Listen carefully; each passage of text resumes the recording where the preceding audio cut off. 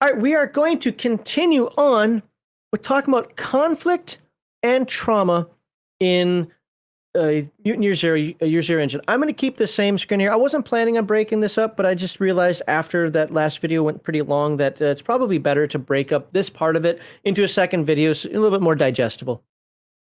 But please like, subscribe, share. I didn't say that last time. See, again, I don't have Heathen Dog to keep me doing things the right way. Like, subscribe, share. So what we're going to talk about here, we're going to continue on what we were talking about from the last video, and we're gonna move into trauma, damage, how to protect yourself from damage, how to take the damage, and I think I think rot might be next week. I forget if rot is in this portion or not, but we'll find out in just a moment, right? So until then, bear with me because I gotta find. Oh yeah, this one. The core values of #RPGate and any good tabletop group are escapism, not representation, entertainment over activism, and natural, organic inclusion, not forced diversity. Please follow that QR code or refer to the description below for the link to the charity we support, which is the Wounded Warrior Project. Thursdays and Saturdays, you can watch the Dirty Casuals on twitch.tv/Legion of Myth. Fridays and Sundays, you can watch the Friday Night Chill Stream and RPG Digest on our YouTube and Rumble channels. Please leave us a comment with your thoughts and experiences, and if you like our gaming content, please be sure to subscribe to Legion of Myth. I keep forgetting that one has that weird subscribe thing in there. Subscribe! What is that? Somehow it rendered the video or the audio weird. Yeah, whatever. All right, but I appreciate it. Please like, subscribe, share. Now let's talk about trauma. All right. Here we go. I know we've said this a few times, but I've really got to. We can now put a pin in it. We can really talk about it. There are 4 types of trauma in Mutant Year Zero. Each type will decrease one of the 4 attributes. The trauma. You indicate the trauma that you suffer by using the checkboxes on your character sheet. I don't have a character sheet up. It's the circles. You can see the circles at the top part up right there, over there. There we go. Damage. When the term damage is used in the book, now when we say damage, we use it as just universal injury, but no. In this game, damage specifically means bruises, bleeding wounds, and broken bones. It decreases the character's strength. Fatigue, physical exhaustion, sweating and panting decreases character's agility. Confusion, lack of clarity, bewilderment, and misjudgment decreases your wits. And lastly, doubt, lack of confidence, distrust, disappointment, and sadness decreases your empathy. Each one of these has a specific method for healing, and each one of these has, we'll say, an interesting effect when you're broken. And also, I should have said recovery instead of healing. But you can suffer trauma in several different ways. You can fight, okay? We all know that one. We can move on. If you've ever played a role-playing game before, you know that. But what are some other ways? Well, first of all, when you roll the biohazard symbol, when you push a roll, remember that's a 1 on the attribute die. It's only true if it's on this yellow one here. And I don't have the nice clear ones. I have these right here. But if you roll that, that's attribute damage. And then, anyway, I was going to show success, but there's no reason for me to do that. You'll suffer 1 point of trauma. Now, the thing is, and I think we'll get into it a little bit, you cannot suffer critical injury. You can be broken. Yes, you can put yourself into a state of inability to act or move by doing this, but you cannot suffer critical injury.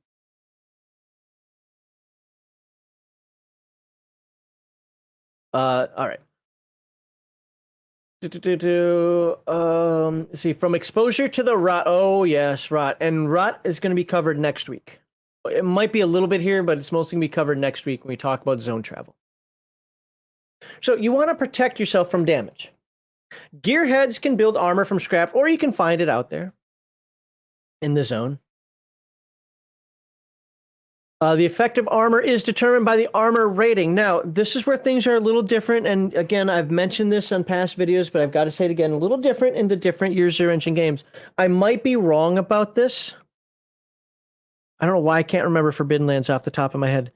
But I want to say the more fantasy-oriented games use the die roll method, and the more science fiction-oriented games use just the specific number. Doesn't matter. Here, it's the die roll method.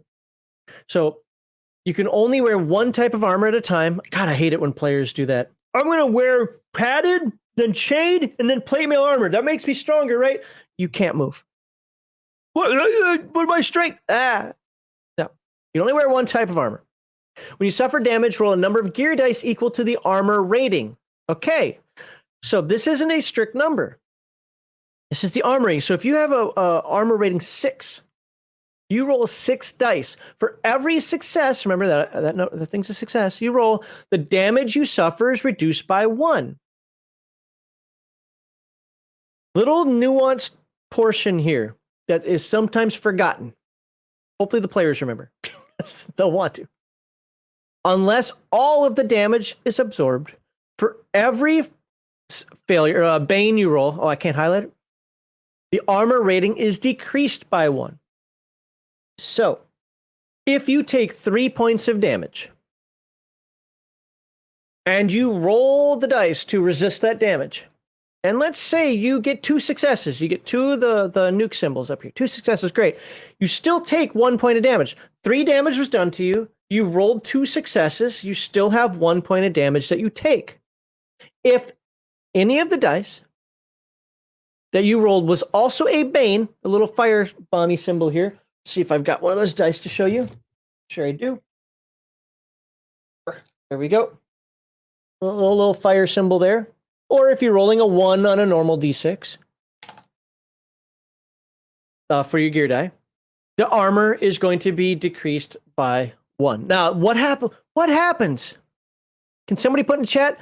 You rolled 6 dice, and the worst of the worst statistical anomaly happens, and you roll all 1s. You get all little fiery symbols. Again, you have armor rating of 6. You rolled all this. Can anybody in chat tell me what happens? The armor roll does not count as an action and cannot be pushed. Yeah, you can't put extra oomph behind your armor. Armor has no effect against damage from dehydration, starving, hyperthermia, or from pushing dice rolls.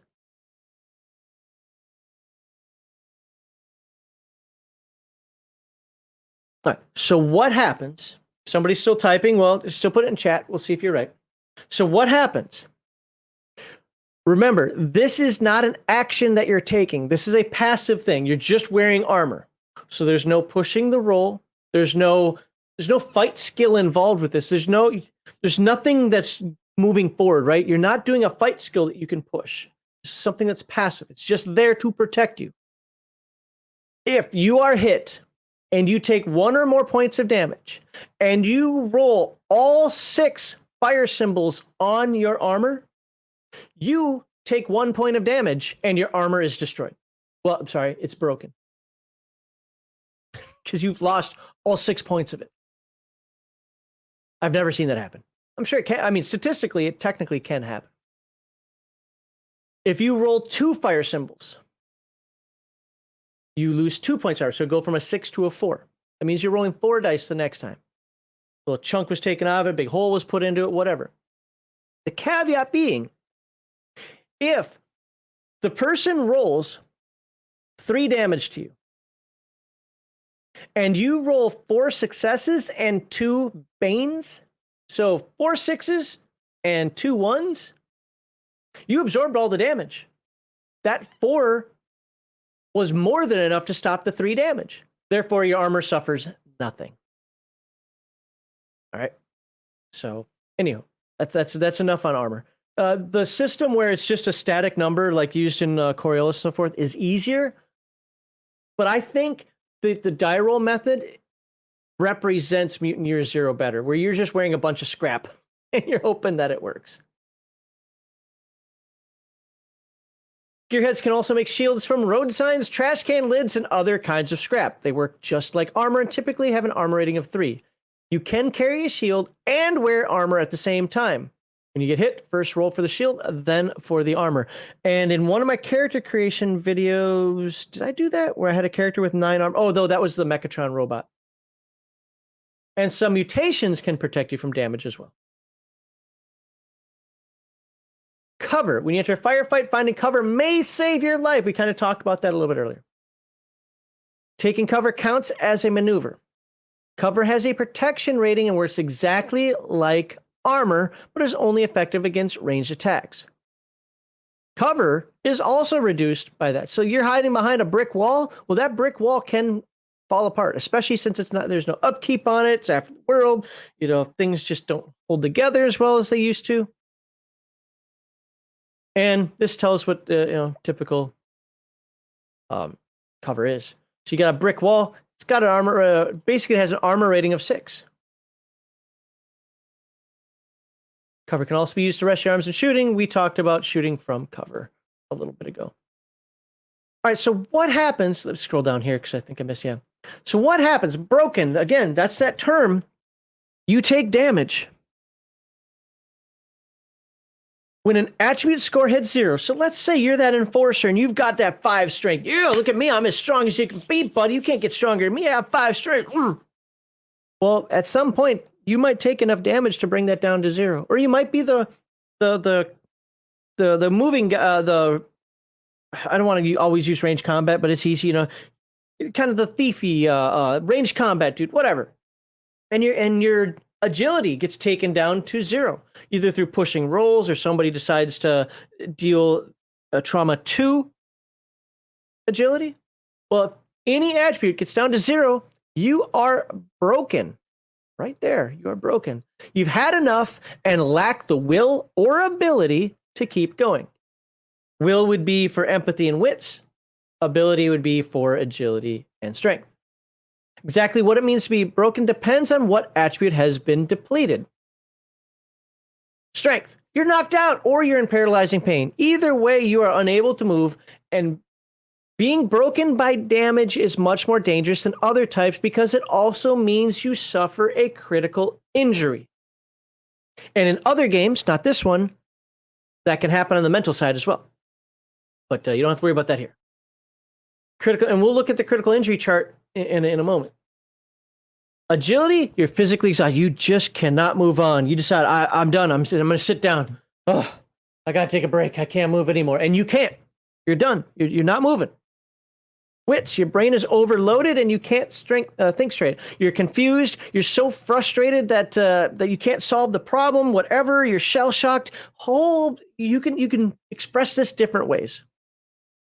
And empathy, you break down in fear, self-pity, or sorrow. Interestingly, a couple of the other games actually say you must either rage out against anything near you, including friends.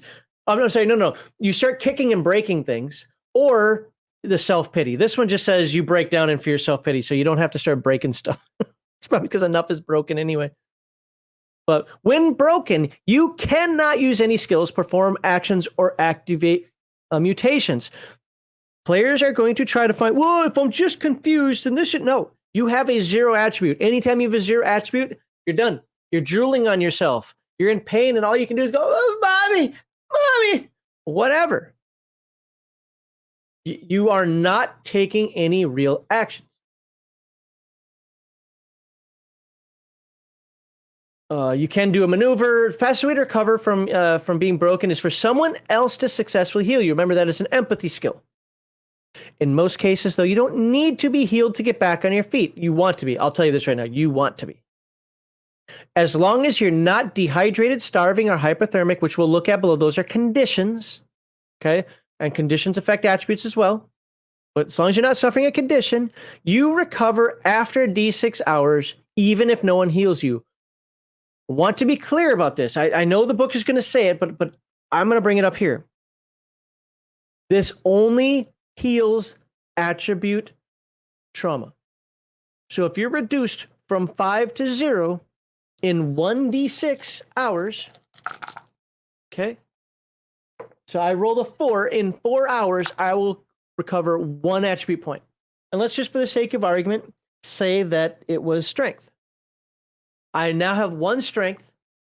I'm still hurt, but I can at least act. I can think clearly enough to act. I've come out of my unconscious state, whatever. It does not affect critical injuries. This means if you broke your ankle, you still have a broken ankle and suffer whatever the critical injury says. Really, all this means is you are now conscious and able to do something. It doesn't heal your critical injuries, just the attribute damage. I hope we got that. So, once you're back on your feet, you can recover the rest of your trauma with the help of resources, which we'll talk about in a little bit. Critical injuries. If you are broken by damage and have suffered a critical injury, you might die unless someone heals you in time. Read more below. Okay. Coup de grace. When broken, you are an easy target.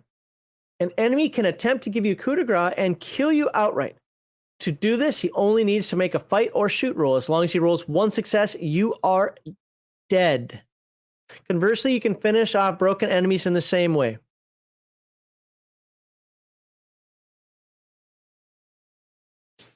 You don't know. No.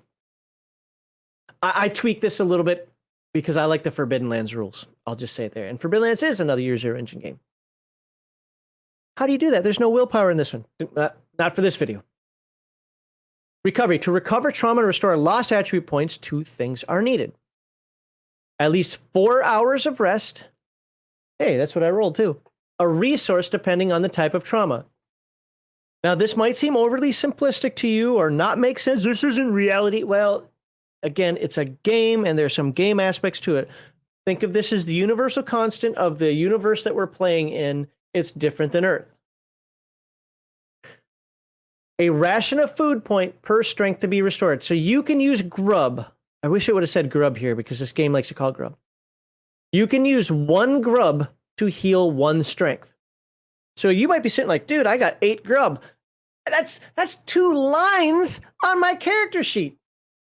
I've got food up the wazoo, do you? Because if you take strength damage, you're going to be using that grub to heal yourself. Okay.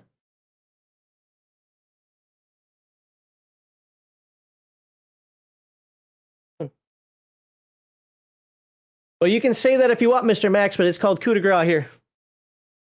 Maybe we do that just to piss off the French. I don't know. So I'm not speaking Canadistanian. Anyway, let's see. Agility. Oh, so is a ration of water. Well, just so you know, perfect tangent. He is French Canadian, so he would know more than me and my 4 years of French. But I know in English we do pronounce it coup de grace, or American English. I don't know what the hell the Canadians and Brits do. I don't care. They speak weird anyway. They put use in words. What's up with that? But it's a ration of water. So again, you're using your survival mechanic to heal yourself. Food heals strength. Water heals agility. 1 ration per point. So if you're carrying 1 line, remember 1 line is 4 rations. A full line on your inventory.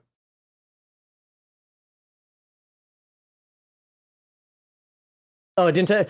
I mean, it's always been. Maybe it's a Minnesotan thing. I don't know, but it's always been pronounced coup de grace.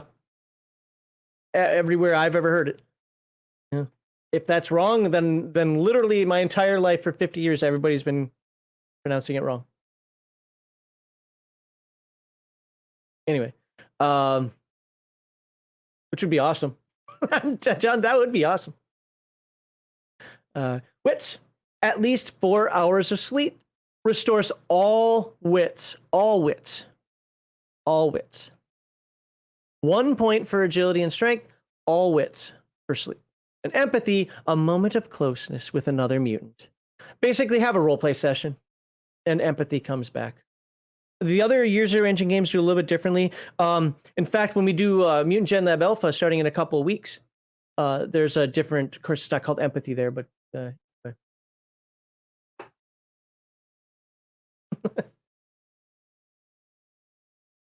Your resources need.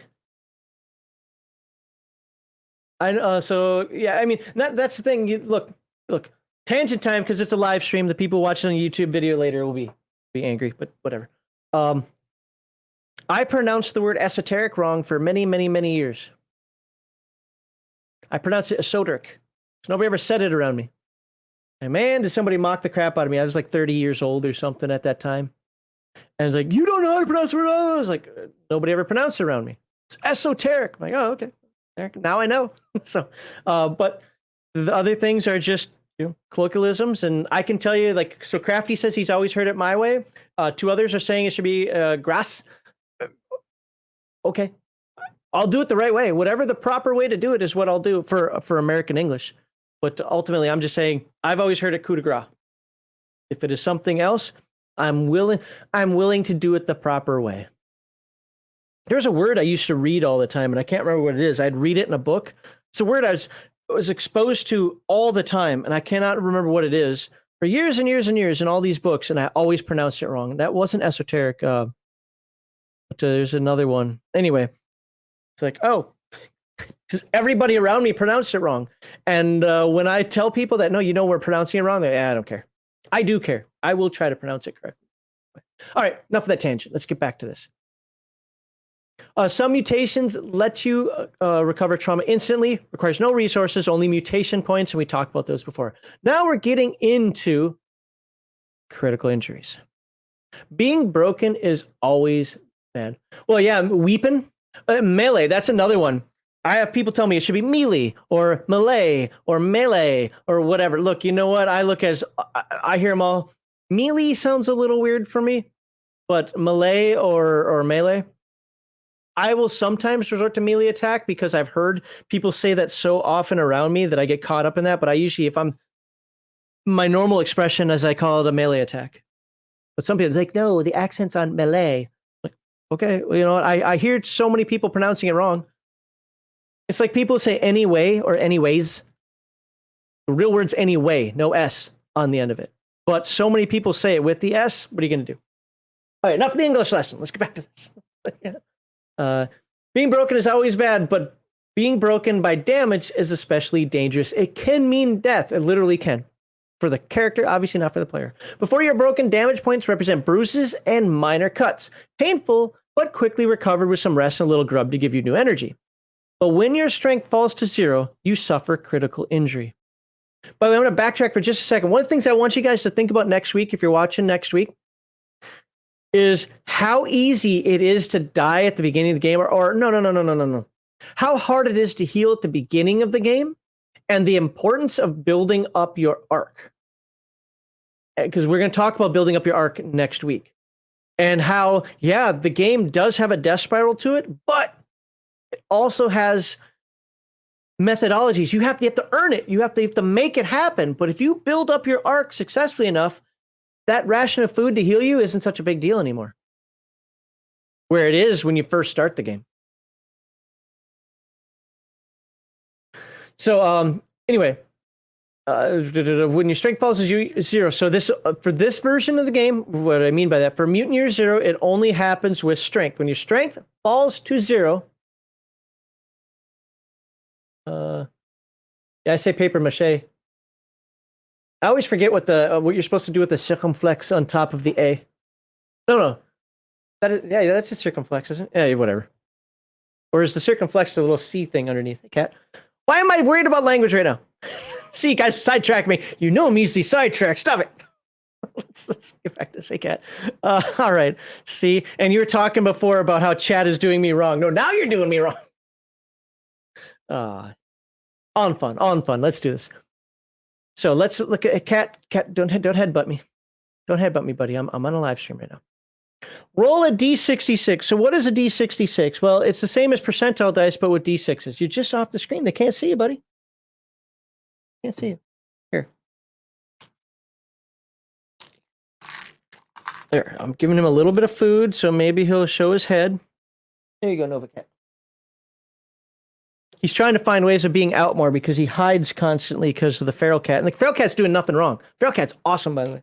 But so now he's trying to take a moment to be like, look, I'm out in the open. But a D66 is just like percentile dice, where you roll two 10-siders, and one's high, so one's 10s, and one's low, which is the ones. So for the sake of argument, let's go. For me, I've got these two dice, right? So we're going to do the attribute or the base die. We're going to do that as 10s, and we're going to do the gear die as 1s. So on the base die, I got a 1, and on the gear die, I got a 2. So that would be 12. I'd roll a 12 on the chart. So when we come down to the chart, which we'll look at right here, I have a 12, and what's a 12? Stunned, and we'll read what that is in a moment. Obviously, 12 is pretty low, so that's a good roll. If you're the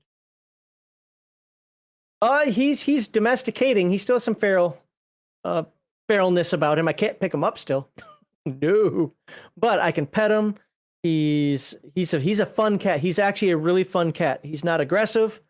He chases the other ones around, but he's young. This cat's more aggressive, at least in actions. He hisses, growls all the time, but he runs away because he's a pussy cat. Anyway, if your critical injury is listed as lethal, when we look at that chart, if you notice the stun a second ago wasn't listed as lethal, someone must make a successful heal roll to save you. Otherwise, you die when the time period indicated has passed. If you get back up on your own accord, so remember, we talked above about broken and waiting that 4 hours and then getting your attribute point back. So in this case, strength, and you got 1 point of strength because nobody else is able to heal you. Then you can try to heal yourself with a -2 modifier to the roll. It's always easier for somebody else to heal you than for you to try to heal yourself, but you can do it. Separate out of your mind the attribute broken side of it versus the critical injury side of it. Critical injuries only happen when you're broken. We're going to go with that. When you're broken. Okay. Note there are 2 critical injuries that kill you outright. If you're either of these, that's it. Time to reduce Eric's population by 1 and create a new mutant. Yes, that can happen. This is why I like this game. It's more of an old school style game where you can just die. Here, let's look at those right now. Here we go. 65. If I roll a 6 and a 5, pierced heart. Your heart beats 1 last time, then you die. Time to make a new PC. Crushed skull.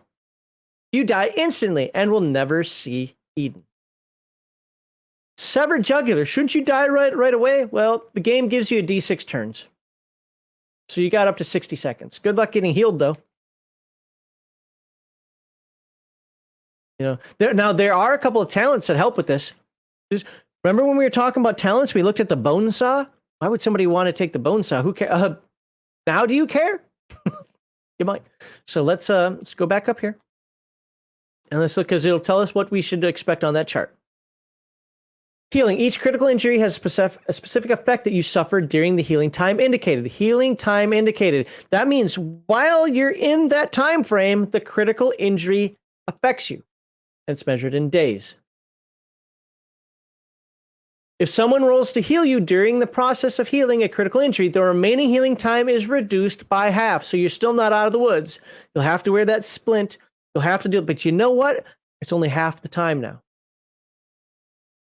Half the time from that point. So let's say it was supposed to take 5 days to heal you. Half the time would be 2.5 days. But let's say you didn't get healed for 2 days. So you have 3 days left. Well, that 3 days goes down to 1.5 days. It's time remaining. So any roll to save your life does not count towards this heal roll. Those are different.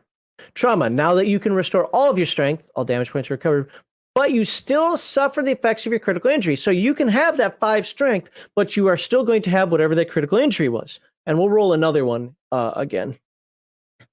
Those 2 dice are the same.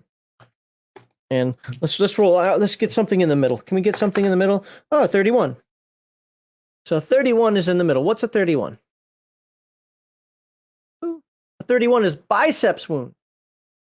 Is it lethal? No. Bicep wound is not lethal. It's not going to kill you. So you don't have to worry about the time limit. Why? Because there's no lethality time limit. But what is the effect? -2 to shoot and fight. Okay? So you can be -2 to shoot and fight.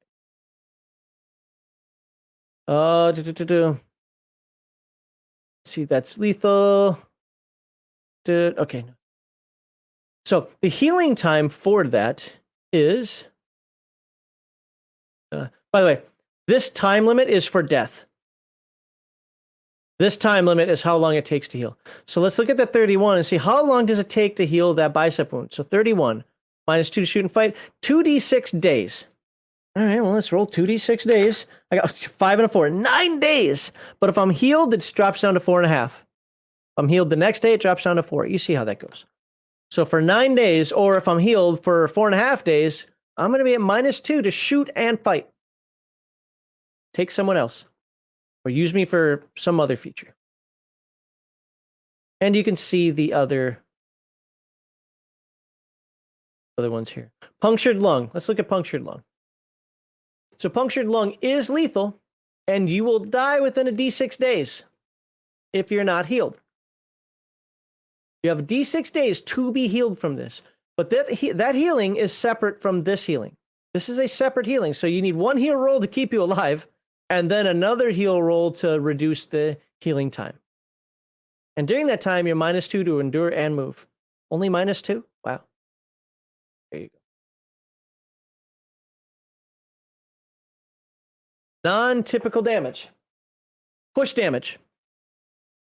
This case where you don't suffer critical injury. You cannot suffer critical injury when you are broken by pushing damage. It's that simple, all right? So if you pushed a roll and you took that attribute damage, you cannot kill yourself by pushing a roll. But you can become broken. Now, there are 4 conditions. There's starving. Every day you must eat at least 1 ration of grub, on top of whatever is needed to recover lost strength. So let's say you took 2 damage yesterday or today. You need to eat 1 just to eat, and then you need 2 to recover that damage. If you only have 2 grub, well, guess what? 1 goes to eating for the day, and 1 goes to the damage. Well, can I just put both to damage? No, because you have to eat 1 a day, and your body is naturally going to say, I ate 1 a day. You can, if broken by damage, you need to eat some grub, yeah. Let's see. What's the next one? Dehydrated. Every day, there are different options here. I'm not going to go for everything here. We're just going to talk about the conditions. At this point, if you really want to get into that nuanced, the nuanced features of these conditions, you'll want to play the game. Every day you must drink at least 1 ration of water on top of what is needed to recover lost agility. Otherwise, you start suffering dehydration. By the way, this one's kind of cool. You cannot recover any type of trauma. Any type of trauma if you're dehydrated. I think the same is true for the food, but that means you don't get that recovery after 4 hours because you're dehydrated. Sleepless. Every day you must get at least 4 hours of continuous sleep. Only 4 hours? Yeah, hey, it's a different world, man. After 1 day without enough sleep, you become sleepless. You cannot recover confusion in any way. So basically, you're just out of it. Hypothermic. You can warm yourself by the old trash can. Fires are huddled up close to each other or under an old tarpaulin and cloth when the zone is cold bitter. When the zone cold is bitter. Out in the zone, the cold can be a threat as deadly as the rot. When you are exposed to a cold environment, the GM can make you roll to endure at regular intervals. It depends. It really depends. But the colder it is, the more often you must roll. Around the freezing point once per day or so is enough. In the deep atomic winter, you might need to roll every hour. If the roll fails, you become hypothermic. You immediately suffer 1 point of damage and 1 point of confusion. So what does that mean? 1 point off your strength and 1 point off of your wits. You may experience hallucinations. You keep rolling endure, so on and so forth. Booze. Remember we finally get to talk about booze. Yeah, booze. When you're screaming in pain, when the hunger tears at your guts, or when shivering in fear, you can dull your senses with booze. How is that healing? Hey, sometimes you just don't want to feel the pain, right? In the Ark, gearheads can brew alcoholic drinks. Remember, gearhead is a role, effectively a character class you can be in the game. Can brew alcoholic drinks from plants that they grow or find in the zone. At a later stage, the people can build a distillery. That we'll talk about that. Well, maybe not the distillery itself, but we'll talk about that when we talk about building up the Ark next week. 1 bottle of booze. This is the thing. I said it before. You grow the Ark, it provides you better survival. Survival in the early phases of the game, the first few sessions, maybe 10 to 20 sessions can be rough. But once you get your arc starting to build up, then you can expand more. Then you can adventure more. Then you can try to find Eden more. Game isn't meant to be played in 2 sessions. It's meant to be played over the course of a full campaign. And a lot of that is building up your arc. And it's what I love about the Free League games, whether it's the arc, whether it's the resistances for Gen Lab Alpha, whether it's the stronghold for Forbidden Lands, or it's the ship for Coriolis. I always love that they have this concept in the game that makes you need money, you need to adventure just to keep building up what you have. Make it better. 1 dose of booze immediately recovers 1 point of damage and doubt. Okay? Why? Because a drunk person's confident. Yeah. The drawback is that the booze also causes... that's confident. The drawback causes 1 point of confusion, so I hope you're not trying to solve any calculus right now. But you know what? The girls love you, don't they, when you're drunk and you don't feel a thing. Yes, nobody says tarpaulin. I always have to think twice when I say it, but yes, TARP is short for tarpaulin, yes. Furthermore, damage and doubt recovery of booze is temporary. After D6 hours, the trauma returns. Well, again, now maybe during that time, you've had the opportunity to eat. Okay. Darkness. I'm not going to read that. That's just a modifier. To shooting and to scouting. Explosions. Explosions are neat in this game. At least I thought they were. In some parts of the zone, ground is covered by deep craters, traces of the ancients' mighty weapons. The force of an explosion is measured in blast power. I don't actually see people utilizing this a lot. I think it's because it seems confusing when it's not. When the detonation occurs, the GM or player whose PC built the bomb rolls a number of base dice equal to the blast power. So if you have a grenade, it's got a blast power 7, you roll 7 dice. For each person within near range of the blast dice. That's right, for each person. Some people might not take any damage. Some people might take a lot. I have seen most game masters hand wave that and just roll once. I like to roll each time. But then again, I don't worry about a game being a little slower because of it. Because I like the chaos of war. I like the fact that it can completely obliterate you and turn you into just paste. And this person over here takes nothing. I like that. You might not. Do what works best for you at your table. For every success roll, the victim suffers 1 point of damage. It cannot be pushed. Why? Because it's not a skill. It's just a passive thing. Pushing comes from you. It's your attributes. It's your knowledge and the skill. It's the gear that you use and all that combined together. You putting in that little extra effort. A grenade can't have a little extra effort. So you can't push the roll. Victims at arm length from the detonation suffer 1 extra point of damage. So, because remember, rolls number of base dice, each person in near range. Arm's length, that's right next to you, or right next to the bomb. Hopefully not you, because you're taking that too. Powerful charges with a blast power of 7 or more can harm people even at short range. The blast power is then reduced by 6. So at short range, it would be 1. You roll 1 die and hope you get a success. If it's 9, well, then you're rolling 3 dice. So that's a pretty powerful bomb, though. If there are many people within short range of the blast, the GM can simplify the process by rolling just 1 roll. Okay, I honestly, I didn't even realize that was written in the book. I've seen most people that I've seen do it that way. I don't. Normal explosions have a weapon damage of 1. The damage is simply equal to the... Okay, normal weapons... Sorry, I cannot talk. Normal explosions have a weapon damage of 1. The damage is simply equal to the number of successes rolled. All right, explosions can harm vehicles. Now, this is going to be a little bit new to me because I don't deal a lot with vehicles. At least I haven't yet. In the zone, there are countless rust-ridden wrecks of vehicles from the old age. Only a few of them are in good enough condition for a gearhead to repair them and make run again. Several vehicles are described in the artifact cards. Gear bonus. Every functional vehicle has a gear bonus, which indicates how powerful and fast it is. The gear bonus can be increased by a gearhead souping up the engine. There's even a talent specifically for that. Start a vehicle. To jump into or onto a vehicle requires a maneuver, so the fast action. to start the engine of a motor powered vehicle takes another maneuver. So you can jump in and start it up in one turn. Thus, if you get into a vehicle and start the engine, you can do nothing else the same turn. Okay. Most vehicles require fuel to run gasoline from the old age or freshly distilled booze. That wouldn't work in a real engine. Shut up, it's a game.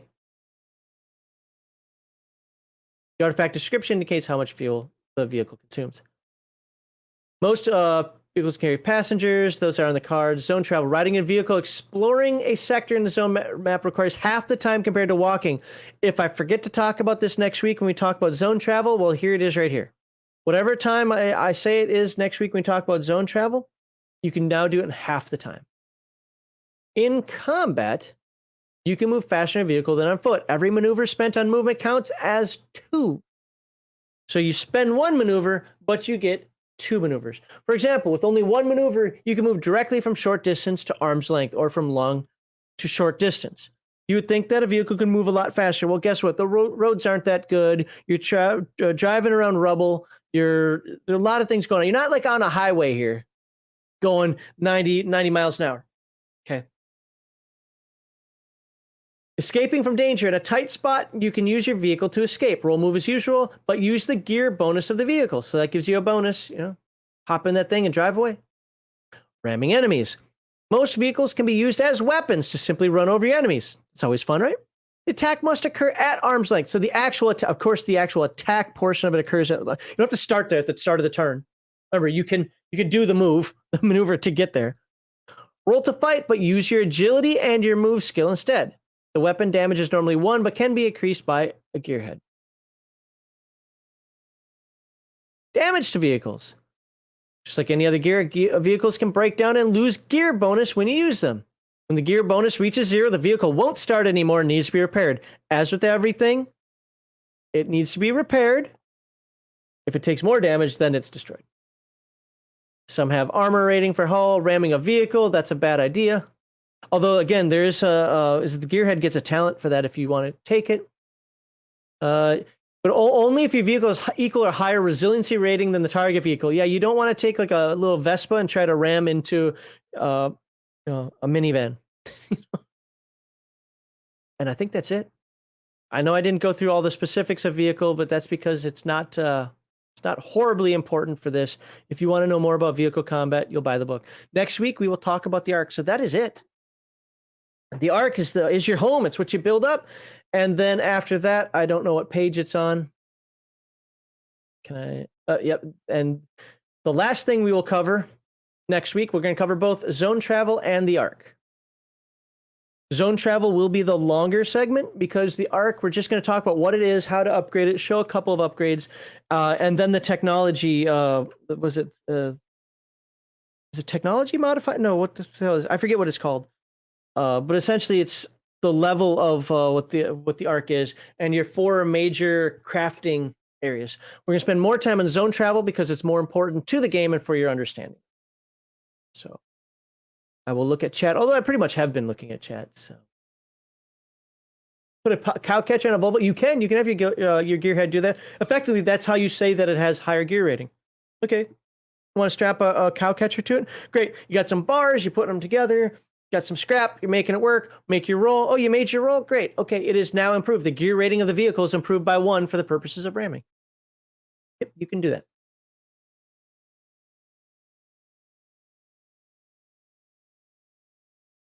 Right.